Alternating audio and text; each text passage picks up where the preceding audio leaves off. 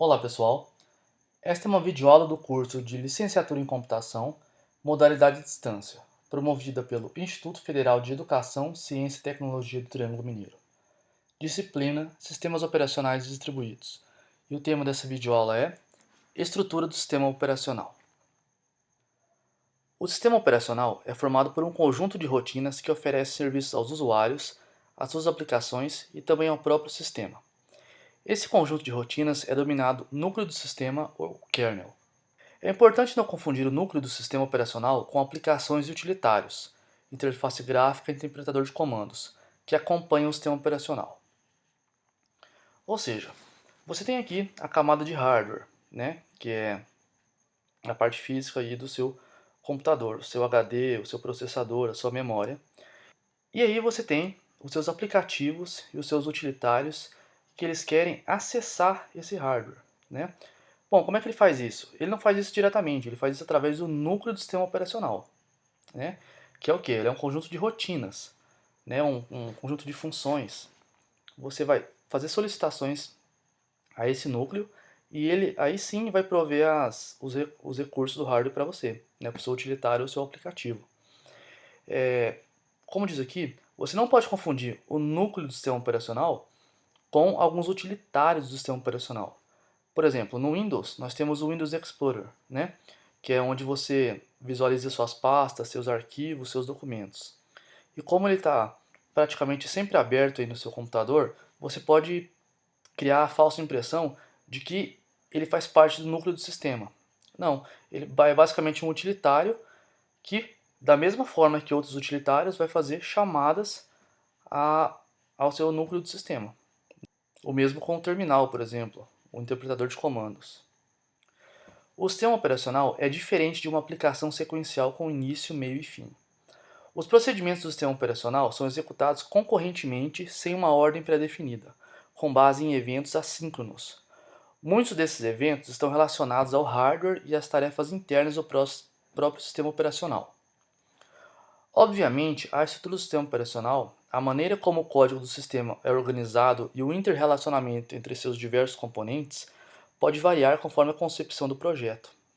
Ou seja, ele é um software, uma aplicação, só que ele não tem início, meio e fim, porque você não fecha o sistema operacional. Enquanto o seu computador está sendo executado, enquanto você está utilizando o seu computador, o sistema operacional está rodando. Então ele só vai, de certa forma, finalizar quando você desligar o computador. Né? E ele não tem um processo de sequencial, de abrir certos programas, realizar certas tarefas, certos processos e depois finalizar. Não, ele pode durar ali o tempo que for necessário enquanto você estiver utilizando. Você pode abrir ele e acessar o disco, acessar a memória, abrir uma aplicação, enquanto uma outra pessoa pode abrir ele, primeiro acessar uma aplicação, depois acessar o disco. Então, você nunca vai ter uma sequência bem definida aí, para acessar o sistema operacional. As principais funções do núcleo do sistema operacional são tratamento de interrupções e exceções. Nós já vimos o que é interrupção e exceção no capítulo anterior. Então, cabe ao sistema operacional tratar isso aí, fazer aquelas rotinas de tratamento. Criação e eliminação de processos e threads. Bom, é o sistema operacional que vai criar um processo para uma aplicação, por exemplo, ou um processo para uma cópia de arquivo, enfim. E também vai trabalhar com threads. Threads a gente vai ver mais adiante no nosso curso. Sincronização e comunicação entre processos e threads. Bom, também a função do núcleo do sistema operacional é gerenciar a sincronização entre os processos e as threads, porque muitas vezes um processo depende de outro. Gerência de memória, gerência do sistema de arquivos, gerência dos dispositivos de entrada e saída, suporte a redes locais e distribuídas, contabilização do uso do sistema, auditoria e segurança do sistema. Bom, essas são as principais funções, dentre outras. Vamos falar agora das chamadas de sistema, ou as system calls. São solicitações de recursos de hardware realizadas por utilitários e aplicativos ao sistema operacional. A fim de compartilhar os recursos de forma organizada e protegida, como proteger a memória utilizada por um programa ou a monopolização do processador, o sistema operacional deve impedir que os programas de usuário acessem diretamente os recursos de hardware. Ou seja, para impedir que um programa acesse diretamente a memória, por exemplo, ou diretamente o processador, ou acesse diretamente o HD, enfim, são criadas as chamadas sistema. Ou seja, elas fazem ali a ponte entre o sistema operacional, né, e as suas os seus aplicativos utilitários e o hardware, enfim. Por exemplo, isso impede que um programa desenvolvido por alguém fique utilizando o processador sozinho, né? Porque se você tiver acesso, imagine que você tem acesso direto ao processador, através do seu software.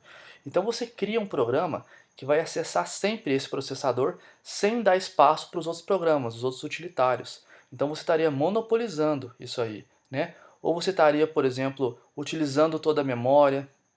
Você poderia utilizar a memória protegida do sistema operacional, que seria essencial para o funcionamento dele. Então, o seu sistema ficaria bem desprotegido. Então, para evitar que qualquer um possa acessar esses recursos, são criados os chamados sistemas. Então, como é que funciona? Você tem aqui a sua aplicação e você quer acessar o seu hardware, né? Então você faz o quê? Você acessa as bibliotecas do sistema operacional, né? A System Calls, e elas, por sua vez vão acessar o núcleo do sistema operacional e eles vão acessar o hardware, né? O núcleo vai acessar o hardware. Então, se você quer copiar um arquivo para o seu HD, por exemplo, você faz o quê? Você procura a biblioteca para trabalhar com arquivos e você vai chamar, né, uma rotina de gravação de arquivo. Essa rotina, por sua vez, vai solicitar ao núcleo do sistema operacional essa gravação e ele então vai gravar no HD, né? Isso facilita também para os programadores, né, que não precisam entender bem como funciona o hardware. Por exemplo, imagine que você quer ler um arquivo no seu HD. Você não precisa saber em qual trilha do HD está esse arquivo, né? Basta você fazer uma chamada na biblioteca do sistema e ele vai encontrar esse arquivo para você e vai te retornar só o arquivo. Não precisa preocupar com a localização, por exemplo. As chamadas de sistema são implementadas pelo kernel do sistema operacional. Elas escondem os detalhes de implementação de hardware, checam a ocorrência de erros e retornam os dados ao usuário.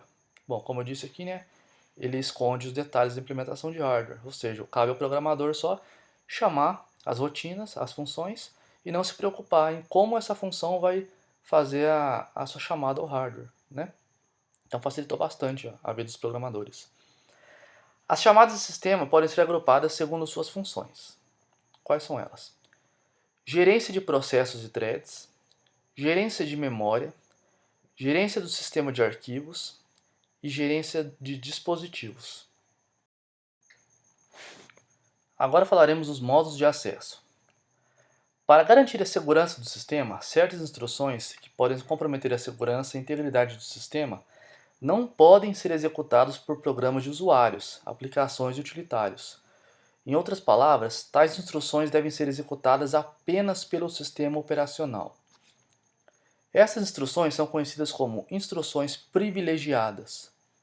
Por sua vez, as instruções que não oferecem risco ao sistema são denominadas instruções não privilegiadas. Ou seja, para não comprometer o sistema, né, o computador no caso, o bom funcionamento do computador, você tem que ter dois níveis de acesso, né? As instruções privilegiadas e as não privilegiadas.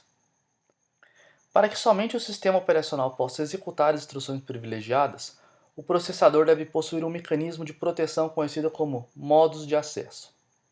Basicamente, na maioria dos processadores existem dois modos de acesso, o modo usuário e o modo kernel, ou supervisor. Proteção do sistema. Para realizar a proteção de um sistema de computação, é necessário proteger os periféricos, o processador e a memória de uma má utilização por parte de programas de usuários. Então, basicamente, nós temos que proteger esses três itens. Os periféricos, né, que são os dispositivos de entrada e saída, o processador e a memória. Para quê? Para que programas não façam mau uso desses três dispositivos para comprometer nosso sistema. Nós vamos ver mais adiante mais detalhes sobre eles. Proteção dos periféricos. Para proteger os periféricos, os programas de usuário devem ser impedidos de acessar diretamente os dispositivos de entrada e saída. Somente o sistema operacional deve acessar diretamente as instruções de entrada e saída. Para implementar isso, todas as instruções de entrada e saída devem ser privilegiadas. Ou seja, tudo que for trabalhar com dispositivo de entrada e saída, qualquer gravação em disco, qualquer leitura de um mouse, de um teclado, tem que ser uma instrução privilegiada. Para quê? Para que os programas de usuário não possam fazer uso desmedido desses recursos. A única maneira que os programas de usuário poderão realizar entrada e saída será através das chamadas de sistema, né? Ou seja, toda vez que você quiser acessar um dispositivo de entrada e saída, você vai ter que acessar através do que? Da chamada de sistema. Ou seja, você restringiu o acesso ao dispositivo de entrada e saída apenas para instruções privilegiadas. Ou seja, só o sistema operacional vai poder acessar eles. Proteção do processador. É mais ou menos o mesmo caso. Em sistemas multiprogramáveis, os programas compartilham a utilização do processador. Isso é feito por permitir que cada programa utilize o processador por um determinado tempo, o time slice. A configuração deste intervalo de tempo é feita no registrador do temporizador, timer. Se um programa de usuário tiver privilégio para executar instruções que alterem o time slice, ele poderá monopolizar o processador. Assim, para impedir que isso ocorra, todas as instruções relacionadas com a configuração do temporizador devem ser privilegiadas, né? Ou seja, o processador ele tem que ser dividido entre todos os processos do seu computador, do seu sistema operacional, né? Então, cabe ao sistema operacional determinar um tempo para cada um desses processos, né? Para que ele possa ficar alterando aí entre eles, para que todos os programas tenham chance de ser executados, né? Por você. Então, caso a instrução para modificar esse tempo dedicado a um determinado processo, ficar livre para qualquer um poder alterar, imagine que você faz um programa e esse programa vai lá e altera o tempo do processador para ele ficar 10 minutos dedicado só a você. Isso causaria um grande problema. Por quê? Porque funcionaria somente esse programa. Os outros programas não conseguiriam funcionar, inclusive o sistema operacional. Então, toda instrução para alteração desse timer, do temporizador, deve ser uma instrução privilegiada, certo? E por último, a proteção da memória. Para que a memória seja utilizada por diversos programas de forma protegida, um programa não deve ter acesso à área de memória de outros, e sim somente à sua própria área de memória. Essa proteção é realizada através de um hardware específico. Para saber qual área é alocada por um programa, esse hardware possui dois registradores, base e limite, que determinam as posições inicial e final da memória alocada. Ou seja, você tem um programa e esse programa ocupa um determinado tamanho e espaço na memória, né? E um outro programa também ocupa outro espaço na memória. Então o que acontece? Para você impedir que um programa acesse a memória do outro, você determina dois registradores, base e limite. E aí, você faz com que um programa, quando tentar acessar uma área da memória, ele verifica a base e o limite desse programa, e caso ele tente acessar o início e fim dessa memória aqui, ele vai conseguir acessar, porque vai estar dentro do intervalo predeterminado a ele. Agora, caso ele tente acessar uma posição na memória que não esteja entre esse intervalo, entre a posição inicial e final dele, ele vai gerar uma exceção, tá? E esse programa vai ser finalizado. Então, é assim que ele protege a memória. Agora nós vamos falar das diferentes arquiteturas dos sistemas operacionais. A arquitetura monolítica. Na arquitetura monolítica, os módulos do sistema operacional são compilados e linkados em um único e grande programa executável. Todos os componentes do sistema operacional, agendamento de processos, gerenciamento de memória, operações de entrada e saída, acesso ao sistema de arquivos estão contidos no mesmo espaço de endereçamento do núcleo. Assim, tais componentes podem comunicar-se diretamente e por isso essa arquitetura apresenta um excelente desempenho. O fato de todos os componentes estarem juntos em um único programa executável dificulta bastante a manutenção do código e a correção de erros. Além disso, um erro em algum módulo pode comprometer todos os demais. Nessa arquitetura, você tem todos os módulos do sistema operacional agrupados em um único lugar.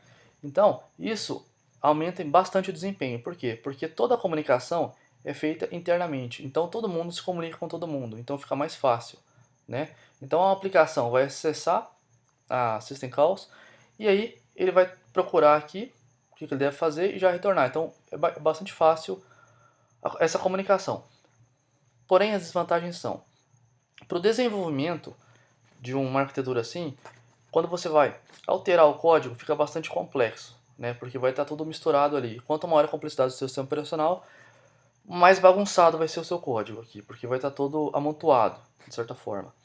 E outra coisa é, como todo o sistema funciona de forma conjunta, se houver um problema em algum desses módulos, sistema de arquivos, sistema de memória, alguma coisa assim, esse problema pode comprometer todo o seu sistema operacional. Então, o seu sistema operacional vai cair e provavelmente você não vai conseguir mais utilizar o computador durante aquela sessão, né? Outra arquitetura é a arquitetura de camadas. Cada camada oferece um conjunto de funções que podem ser utilizadas apenas pelas camadas superiores, onde as camadas mais baixas prestam serviços às camadas de cima. Nesse tipo de implementação, as camadas mais internas são privilegiadas que as camadas mais externas. Além disso, as camadas são modulares, ou seja, uma camada pode ser alterada sem exigir alteração nas demais, né? Então você tem aqui a arquitetura em camada, e quanto mais interno, mais privilegiado vai ser a sua camada, né? Você tem aqui o módulo do kernel, né? Que é o núcleo, depois o módulo executivo, supervisor e usuário. Então você percebe que quanto mais interno, mais privilegiado serão os seus acessos, né? E como ele é um sistema em camadas, você pode alterar, por exemplo, o sistema supervisor aqui, sem precisar alterar o usuário, executivo e o kernel. Então, para você alterar, para você corrigir, atualizar, corrigir algum erro, fica bem mais fácil. Não precisa alterar todo o sistema, porque vai estar mais organizado. A vantagem da estruturação em camadas é isolar as funções do sistema operacional, facilitando sua manutenção e depuração, como eu disse agora, né? Além de criar uma hierarquia de níveis de modos de acesso, protegendo as camadas mais internas. Uma desvantagem é a queda de desempenho, pois cada nova camada implica em uma mudança de modo de acesso. Ou seja, você tem um usuário aqui e você quer acessar alguma informação lá do kernel. Então você tem que toda hora que você transpõe uma camada, você tem que trocar o modo de acesso, E isso gasta um certo tempo, né? Então acaba diminuindo o desempenho final. Arquitetura de máquina virtual. Um sistema computacional é formado por níveis, onde a camada de nível mais baixo é o hardware. Acima dessa camada está o sistema operacional que oferece suporte às aplicações. O modelo de máquina virtual cria um nível intermediário entre o hardware e o sistema operacional, denominado gerência de máquinas virtuais. Neste nível são criadas máquinas virtuais independentes, onde cada uma oferece recursos de hardware virtuais, incluindo os modos de acesso, interrupções, dispositivos de entrada e saída, etc. Além de permitir que vários sistemas operacionais sejam executados no mesmo computador, este modelo cria o isolamento total entre cada máquina virtual, oferecendo grande segurança para cada máquina virtual. A desvantagem é sua grande complexidade, devido à necessidade de se compartilhar e gerenciar os recursos de hardware entre as diversas máquinas virtuais. Então como é que funciona? Normalmente você tem o hardware e já tem aqui o sistema operacional, né, para acessar os recursos do hardware. E o aplicativo, ele solicita, isso é uma estrutura normal, tá, gente? O aplicativo solicita alguma coisa para o sistema operacional, esse sistema operacional vai lá e acessa o hardware e devolve essa informação para o aplicativo, certo? Já nas máquinas virtuais, você cria uma camada aqui entre o seu hardware e o seu sistema operacional. Então, como é que vai funcionar? Você vai ter aqui uma máquina virtual, essa primeira aqui. Dentro da máquina virtual, você tem aqui a camada do sistema operacional normal E essa camada do sistema operacional, ela vai acessar uma camada de hardware virtual. Então, na verdade, ela não está acessando o hardware físico, ela está acessando o hardware virtual. Mas esse hardware virtual, ele corresponde ao hardware físico, tá? Normalmente, todo hardware virtual que você tiver à disposição aqui na sua máquina virtual, você tem que ter ele à disposição no seu hardware real, né? Imagina que você quer acessar um HD. Esse HD tem que estar disponível aqui no hardware real, físico, né? Mas, por exemplo, você pode ter um disco virtual, né? Então você vai estar gravando as informações nesse disco virtual, por exemplo, um disco rígido virtual. Só que esse disco rígido virtual, ele tem que estar em algum lugar, né, para existir. E esse lugar é o hardware físico, né? Só que como é que funciona? Ele não está acessando esse hardware físico, está acessando um hardware virtual. E aí, toda a comunicação entre esse hardware virtual e o hardware físico, quem faz é o gerenciador de máquina virtual. E o que é uma vantagem nessa arquitetura? Você pode ter vários sistemas operacionais rodando em uma máquina. E também, como eles funcionam de forma isolada, se você tiver um problema aqui no seu sistema operacional dessa máquina virtual, ele não vai acessar, ele não vai transmitir esse problema para nenhuma das outras máquinas, né? Então, são recursos bem interessantes. A desvantagem é, como você não acessa diretamente o hardware, você tem que passar sempre por uma camada aqui de filtro, né? É ele que vai fazer todo o seu acesso ao hardware. Então ele fica um pouco mais lento.